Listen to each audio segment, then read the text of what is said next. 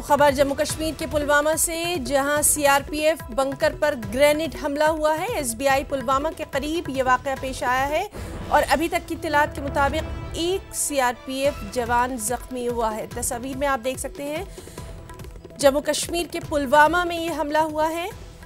CRPF bunker पर grenade हमला किया गया है। एसबीआई पुलवामा के करीब ये वाकया पेश आया है। मिलिटेंटों ने सीआरपीएफ बंकर पर ये ग्रेनेड फेंका है। अभी तक की इत्तलात के मुताबिक एक सीआरपीएफ जवान जख्मी बताया जा रहा है। मजीद इत्तलात के लिए सीधे हम रुख करेंगे हमारे साथी बिलाल का। बिलाल, आपसे अपडेट चाहेंगे फौरी। ग्रेनेड ब्लास्ट अभी हुआ है स्टेट बैंक पे, जिसकी हिफाजत से मामूर है सीआरपीएफ के एहलकार।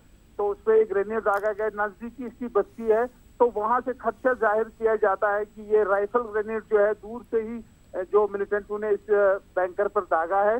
तो अभी जो बैंक ये अंदर ग्रेनेड फट गया था, बैंकर के अंदर जो हिफाजती एहलकार है उसके अंदर फट गया था। तो उसमें पहले ये खदशा जाहिर किया जाता था कि कोई इसमें इंजरी नहीं है, लेकिन बाद में ये पता चला है कि एक सीआरपीएफ जवान जो है वो इसमें जख्मी हुआ है। तो अभी जो पुलिस और बाकी जो है सीआरपीएफ के जो अधिकारी है वो इस जाई वारदात पर पहुंच गए। तो अभी उस एहलकार जो जख्मी एहलकार है उसको इलाज माल्टा के लिए अस्पताल मुंतकिल किया जा रहा है।